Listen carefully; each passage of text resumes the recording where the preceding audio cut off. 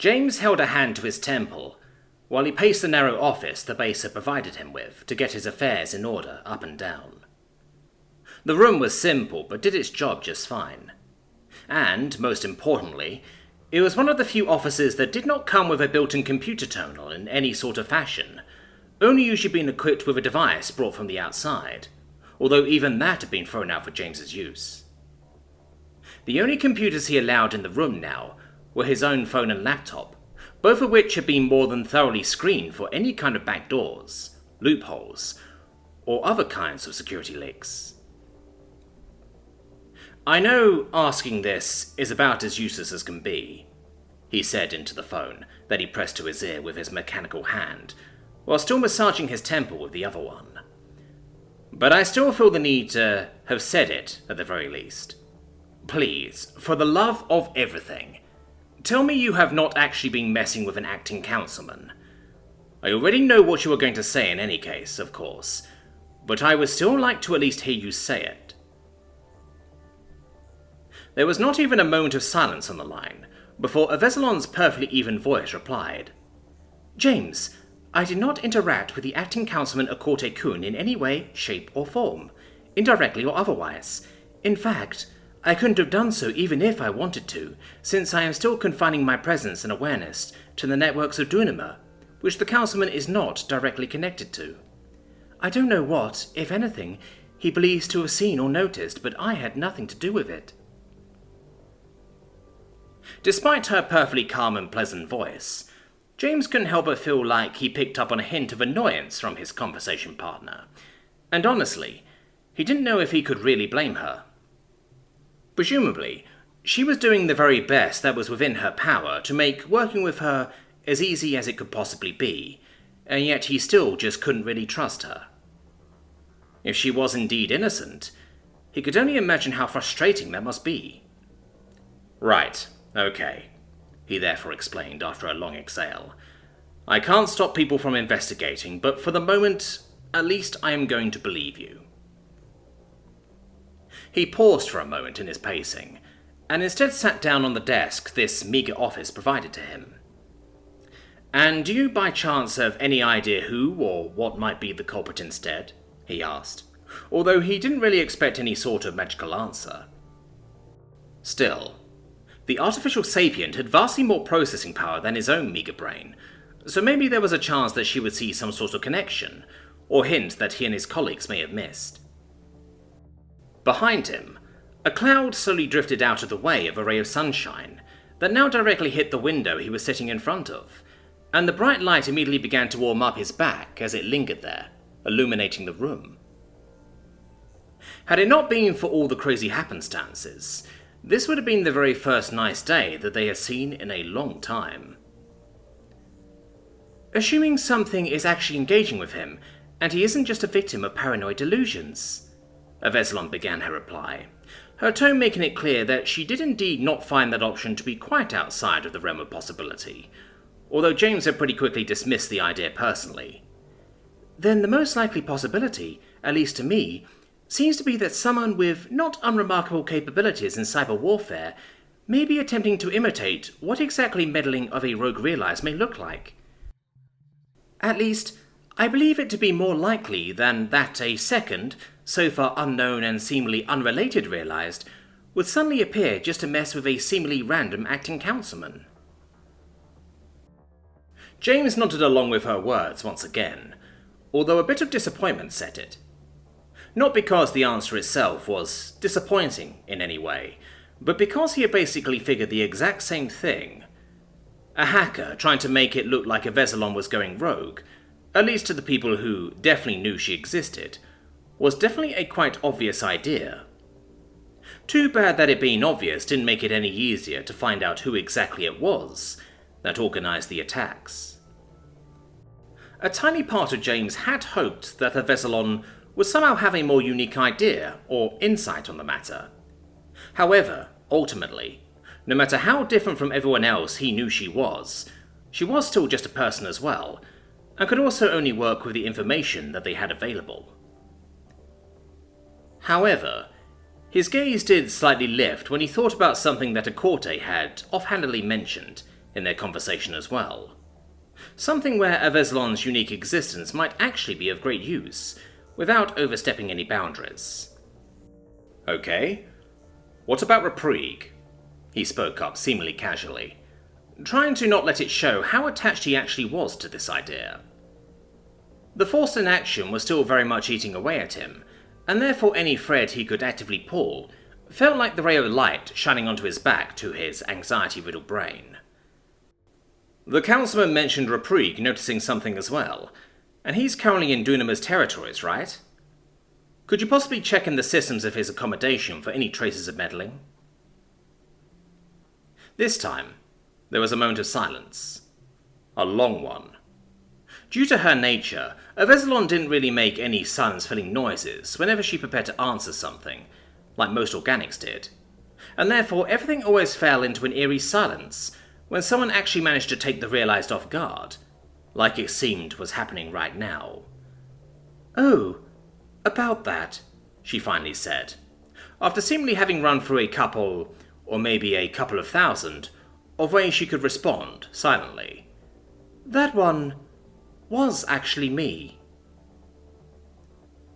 James exhaled in a quiet huff, and honestly had some trouble not dropping the phone right then and there, as he sat in a stunned silence. "You're kidding," he finally said, in a sullen groan, before lifting his hand to massage his closed eyes with his fingers. It wasn't just the sheer insanity of that statement alone that was bothering him, of course. No. It was more that this was yet another rug that was pulled out from under him. There went his big idea of actually doing something. Please tell me you're kidding.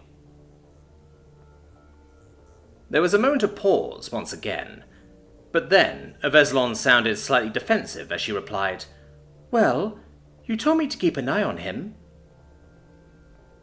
Her defensive and almost truculent tone in turn made James's mood shift as well, and the expression of his voice mirrored hers when he quickly countered, "Not once have I ever implied that you should mess with the guy. You know that this is a sensitive issue, and Reprieg has his trunk absolutely everywhere where it doesn't belong."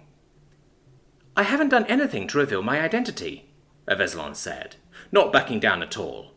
"Everything is perfectly explainable with other reasonable explanations.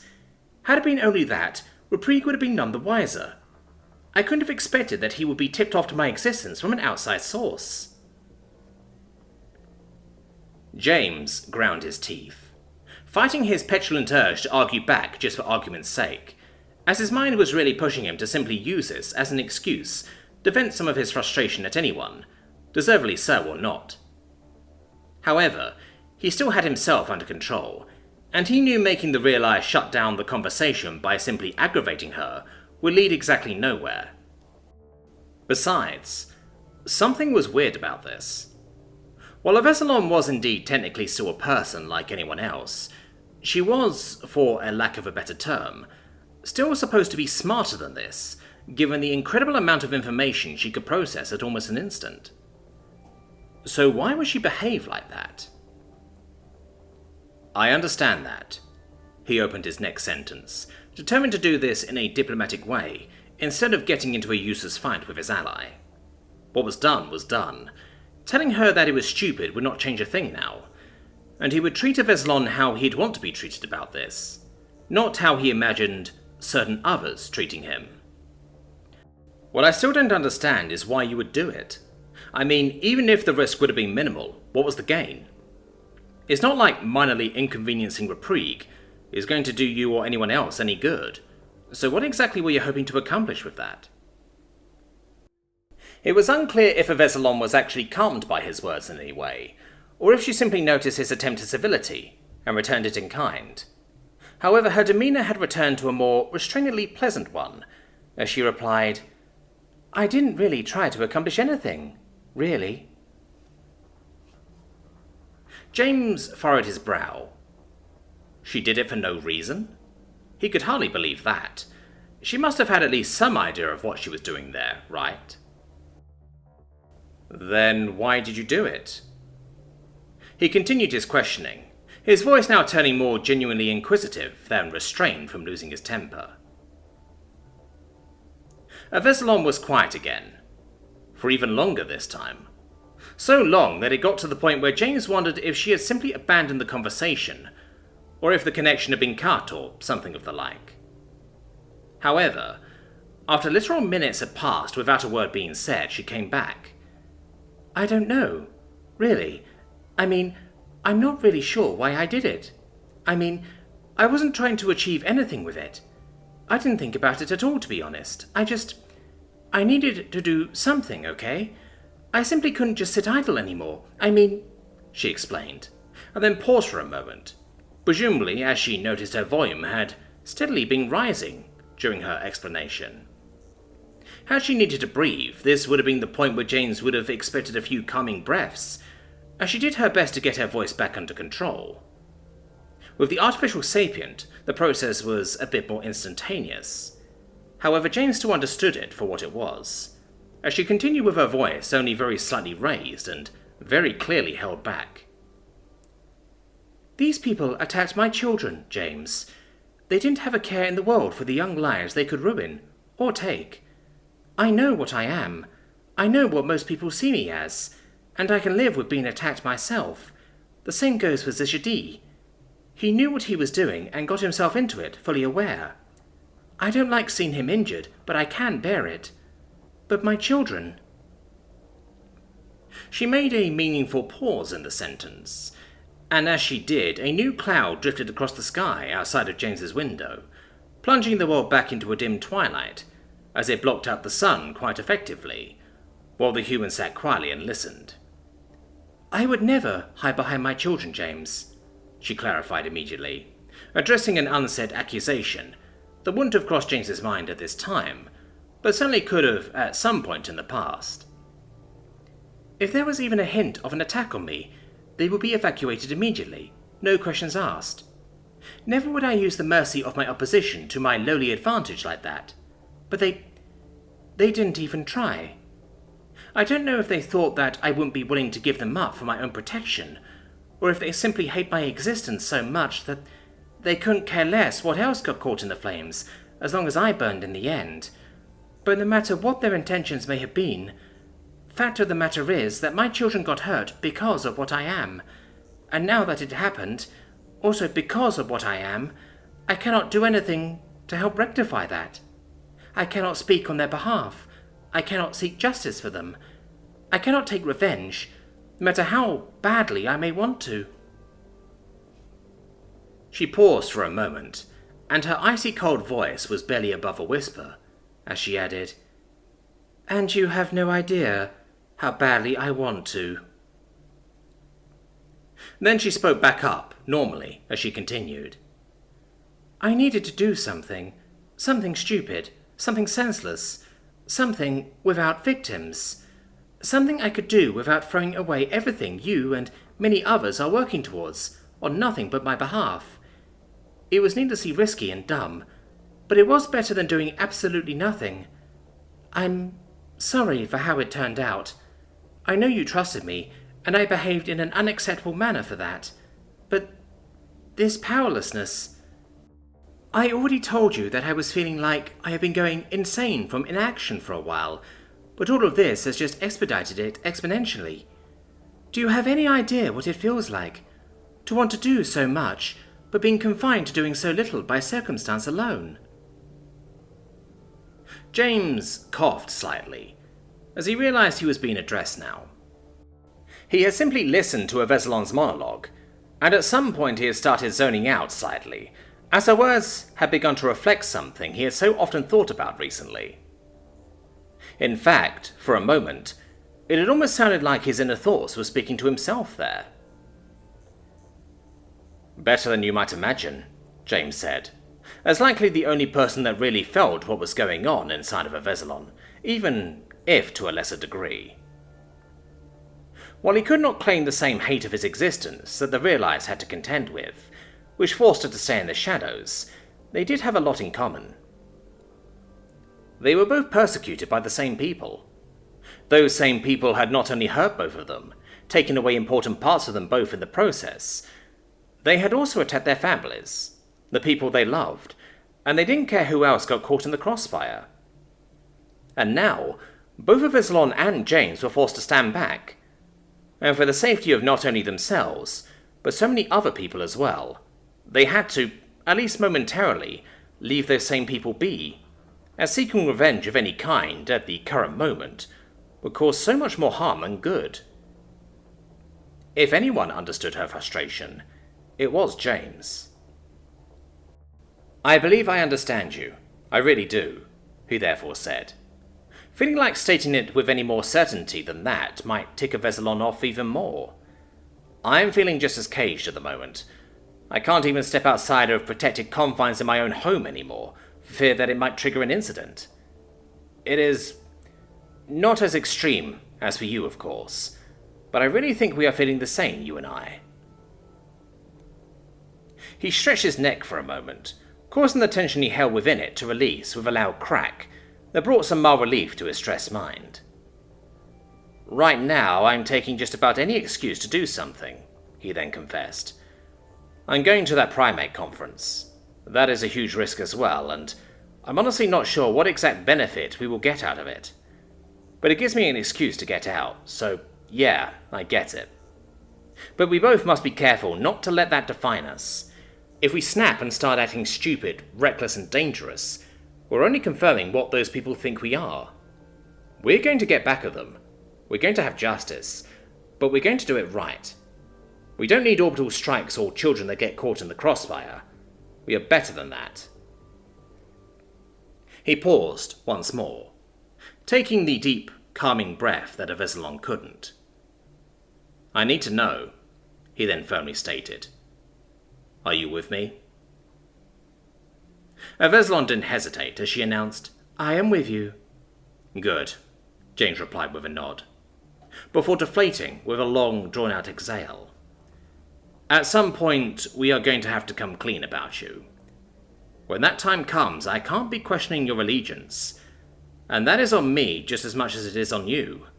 Maybe more." "I will do my best to prove it to you," a Veselon replied. And just as she did so, an impeccably timed and not at all ominous lightning suddenly struck outside of the window, so close that the sound of thunder almost entirely overlapped with the flash of light as it lit up the entire room for just a fraction of a moment. James jumped at the roaring thunder that shook the walls and the glass of the window, while he quickly got up from his sitting position and moved a step away from the window.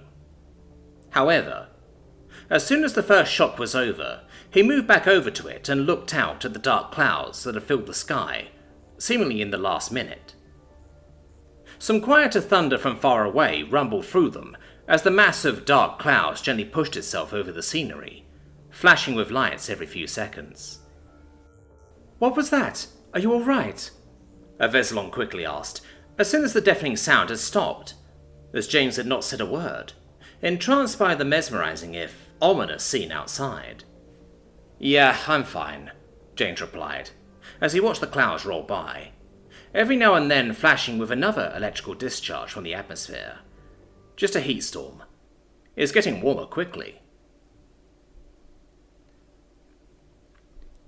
"And that's the last one," Shida announced with an exhausted sigh, while she hit the send option on the message she had drafted like 10 times, in slightly different variations for the last time.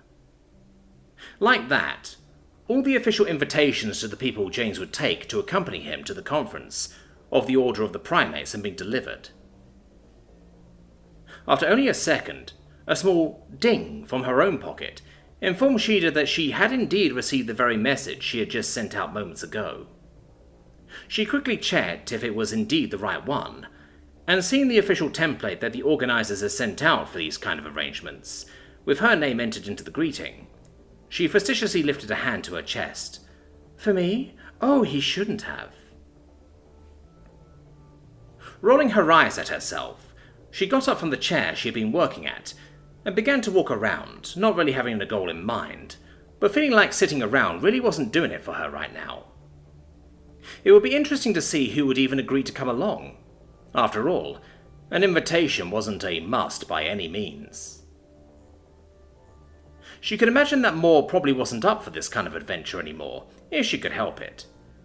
Maybe Curie has something going on with their human co-workers, and couldn't leave because of that. Or maybe they simply didn't want to. Who knew, really? She didn't know why these thoughts came to her like that, although she wasn't really dreading the ideas. Although she had agreed with James that it would be best to invite everyone along who had been deeply involved so far, it was odd. She wasn't really attached to the idea of them coming along. Not that she didn't want them there. There were few to no people she would rather have at her side for an event like that. However, part of her almost felt like it would be better if they would decline. Pausing for a moment, the feline huffed to herself. Who knew I could get worried like this? She quietly thought to herself and shook her head as she continued her steps. Well, she knew. She had been worried before, so much so that it had eaten her alive. In fact, she still was.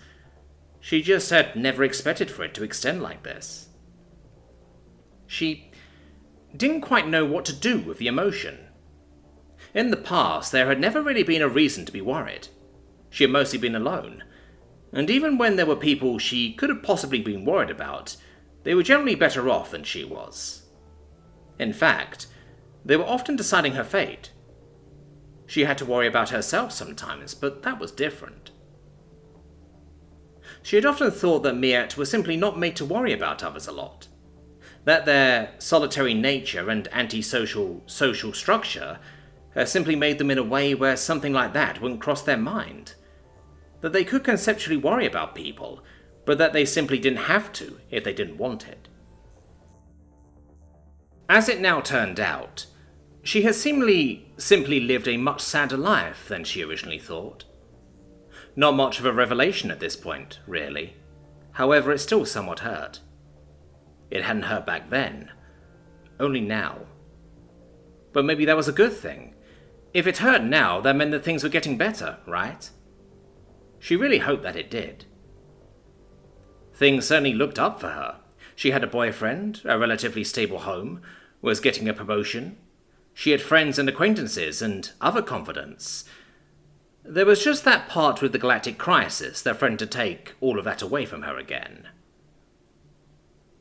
As she kept aimlessly walking, she realized more and more that this was it. This was the crossroads that would decide for her. If all this came crashing down around her, would she be able to pull herself out of the muck again, now that she knew what life can be like? Would she even want to? For the second time in her life, Shida could feel her own claws puncture her skin, as she clenched her fist shut tightly. However, this time it wasn't in a blind moment of uncontrollable rage. This time, it was on purpose. In a moment of which she didn't know what it signified for her, she willingly extended her claws into her palm, feeling that biting pain as the tips pierced her flesh. Blood began to trickle down her fingers, and she grit her teeth in an iron determination against the pain, but she didn't retract them yet. She didn't push any deeper either. She merely stood there, feeling the odd sensation of the claws settling underneath her skin, as the pain eventually began to subside.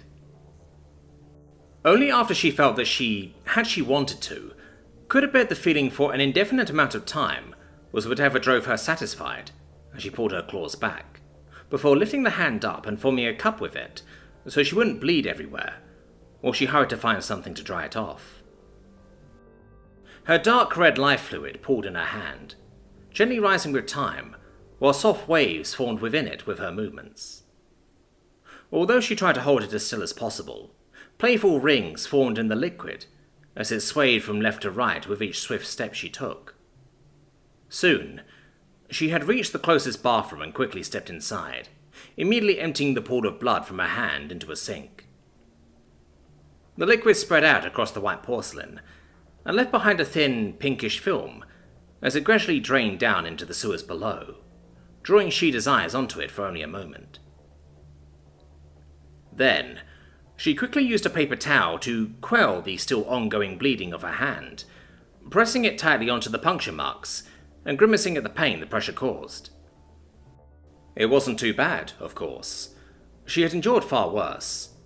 However, something about having caused this herself made it feel a lot stranger. Like, she couldn't even describe it. However, it was not a feeling she enjoyed.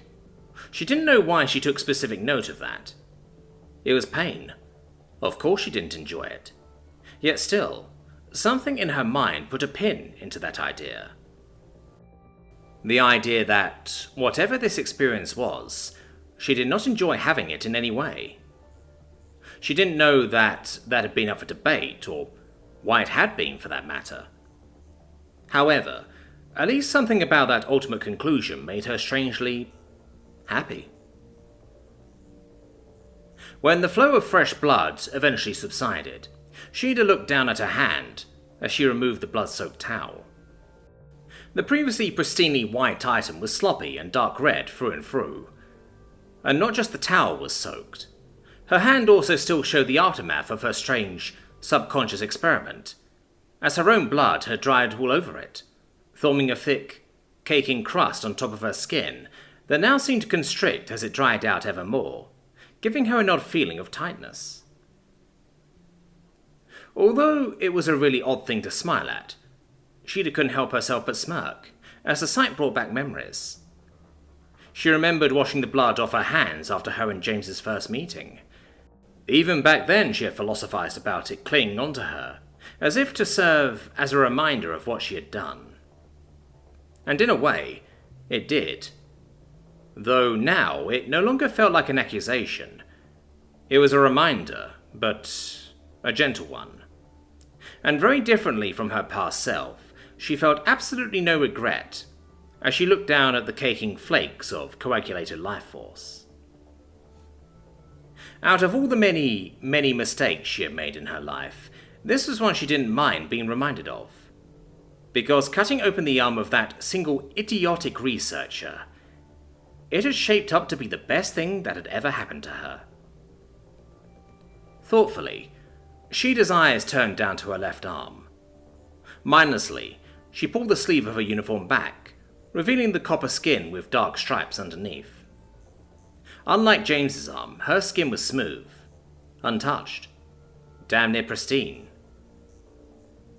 Momentarily, she reached up to the scars that ran along her right cheek, not caring about smearing a little bit of blood on her face in the process. By now, they had healed down to 5 thin, reddish streaks that barely resembled the grave wounds they had once been anymore. Yet still, they too were a reminder, and they were one she didn't need to hurt herself for. Now she remembered how upset James had been about his first prosthetic arm, and how he didn't like how bland and empty it looked. Back then, she didn't really get it. She accepted it as something important to him, but it never quite clicked with her what he meant. Now she kind of understood it. At that moment, a strange thought prodded at the back of her mind, and without really thinking, Shida looked down at her bare left arm again. For a second, her body moved on its own, and before she knew it, she brought her right hand atop of it, with its claws extended, and she nearly dug their tips into the skin of her arm. She stopped short once she came to her senses, feeling her claw's sharp tips press into her skin, without piercing it quite yet. Her muscles were tense, almost as if they wanted to do it for her. Just one decisive rip and... Shida quickly tore her arm away, in a direction that wouldn't injure her, and began to stare at her own claws. Ultimately, what had saved her from making what would have been a huge mistake was her earlier, strange realization. She wouldn't like this. It was like her subconscious had tried to deter her before she had even gotten the stupid idea. Whatever her mind was trying to achieve there, this wasn't the way to do it. However, that didn't mean that the idea had entirely vanished, as she took one more glance down at her now so strangely empty seeming arm.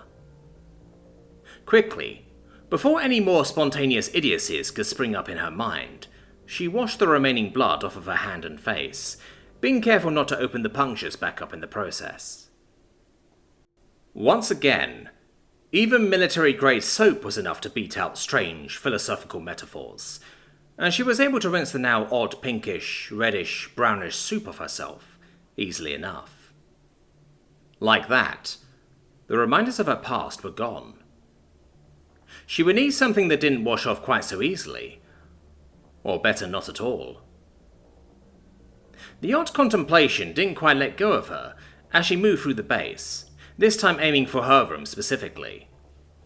However, as she crossed the last two inhabited halls of the nearly abandoned military structure, her ears picked up on two familiar voices. "Wait, you have ink?" she could hear Tuya loudly ask from behind closed doors, her fine hearing easily picking up on the words despite the barrier in between. "How come I only hear about this now?" Her question was at first replied with a giggle, before Nia began her retort in pretended admonishment of her girlfriend. "How come you are only noticing it now, huh?" she asked, with her voice raising slightly in tone, as if she was trying to mock the other woman. Shida could hear Tuya inhale. However, she stopped shortly of actually answering, as her reply seemingly got stuck in her throat. Only after a few moments of silence did the lieutenant finally let out, "Okay, there is literally no answer I could give that would put me in any sort of good light."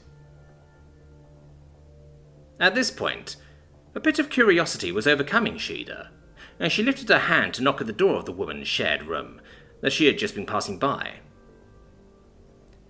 "Okay, I'll admit, it is slightly harder to see," Nia giggled as the last reply, before seemingly reacting to the knock on the door. "Who is it?" "Just me," Shida quickly replied, not wanting the conversation to die out before she could sensibly ask what it was about, without seeming like a total weirdo. Her hand was already on the door's handle, just waiting to be hopefully invited in. "Ah, come in," Nia replied, as Shida had only heard half of the answer when she was already opening the door. When she entered, she saw the two women sitting on their bed, with Nia having turned her back to Tuya so she could inspect something that was seemingly somewhere on the back of Nia's shoulder, given the fact that she was in the process of pulling all her long braids forwards, while also slipping one shoulder of her shirt down slightly to reveal a bit more of her dark skin. "Hey, did you know that Nia had a tattoo?" Tuya then immediately addressed Shida as she came waltzing in, which was probably a good thing since Shida herself would have had no idea how she should bring up the topic of, "Hey, I eavesdropped on your conversation, and would like to know what it was about." "I didn't," Shida therefore earnestly answered, as she began walking up to the two, while Tuya pulled a bit more on Nia's shirt, presumably to try and fully reveal whatever she was getting a look at there. "Ah, it's one of those," Tuya already established for herself, while Shida still needed to come a step closer to see what exactly one of those would be. When she finally reached the two, she had to lean in close to see anything, as the reflection of the room's bright lights on Nia's remarkably dark skin blocked out any chance of her seeing what was drawn into it with a shining glare. But once her face was almost uncomfortably close to the skin of her boyfriend's sister, a picture was indeed revealed to her. And it was utter nonsense, at least at a first glance. It was just a very scraggly black line. Or was it? It took Shida a moment to decipher, since she had expected some sort of picture or art piece, but once her brain reactivated successfully, it did inform her that she was looking at some sort of frequency, or something similar. And, in Tuya's defense, it was indeed quite hard to see, if one wasn't actively looking for it. "What is it?" she still asked, feeling like one wouldn't just randomly let any old frequency be literally dyed forever into their skin. "Are you asking about the motive or the tat?" Tuya mocked from the side, though there was a hint of genuineness in her voice as well, as if she half expected Shida to be totally lost here. "I know what a tattoo is by now," Shida replied with rolling eyes, before pulling her head back so she wouldn't be so deep in Nia's personal space anymore. "I want to know what it shows." "Yeah," Tuya then agreed, apparently just taking her little misstep in stride, as she turned to her girlfriend again. "Can you tell us? Or is it one of those secret ones that were so popular a while ago?" Nia chuckled, pulling her shirt back up and threw her hair back again, as she turned to face her conversation partners with a smile. "No, nothing like that," she said, before suddenly looking up in what seemed to be an idea. "Wait." With that, she stood up and briefly walked over to one of the desks that stood against the wall of their room, where a little bag or purse of some kind had seemingly been discarded by her at some point. She rifled through it for a moment, before finally pulling out her phone. "Do you want to hear it?" she asked, while already swiping away at some unseen application on the device.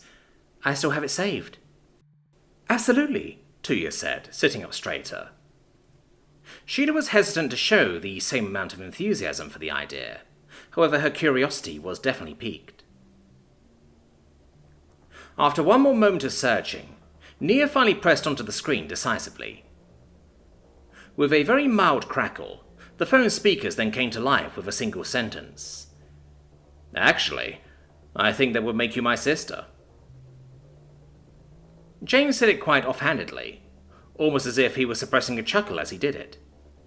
However, his voice was also filled with such genuineness that it was hard not to notice how important saying it still was to him, despite his casual demeanour. He sounded much younger than Shida was used to, but his voice and the intonations of his way of speaking were still very recognisable. Admittedly, devoid of any context, Shida couldn't quite make anything of that to her rather oddly phrased sentence. However, what she did unmistakably pick up on was its importance, as there was an impossible to miss glimmer in Nia's eyes as she listened to that sentence, even after presumably having heard it so many times, and even going so far as to immortalize its frequency on her own body. Tuya seemed to understand it quite a bit better than Shida did, as her eyes widened and eyebrows raised in a mixture of being surprised and impressed. "Oh, wow," she said. "Was that—" She couldn't even finish her question as Nia already answered. "The first time, yes." The two shared a prolonged moment of tender eye contact. Sadly, that didn't clear anything up for Shida. However, she felt like this time it may be good to keep her tongue in check, at least for the moment. She should let those two have this, she felt. "I don't like showing it around too much," Nia then said, after a brief silence had taken hold of the room, as she deactivated her device and put the phone back into the purse on the table. "I love it, but it brings back both good and bad memories." Tuya nodded. "I totally get it. Sorry if I pushed too hard," she said, slightly sheepish. However, Nia quickly waved her worries away as she moved back onto the bed. "It's fine. Not like you couldn't have already seen it if you paid attention," she teased, and poked against her girlfriend's cheek with a long finger. Shida still didn't understand everything, although an idea was starting to form in her mind at this point, as some pieces fell into place. She thought back to the bar and the GCS when James had first told them about how Nia came to be his sister. Then she thought about his revelation back on Dunama, when he had seen right through Zishaji and offered him the heat remedy. What had he said back then? "I've got experience. These days, I sometimes know before people do themselves." She wondered if this had been a similar situation. And while she wondered, her eyes were locked onto the spot on Nia's back, where she now knew the tattoo to be located. "Oh," Tuya suddenly commented, as she briefly glanced over at Shida while removing her girlfriend's hand from her face. "I know those eyes."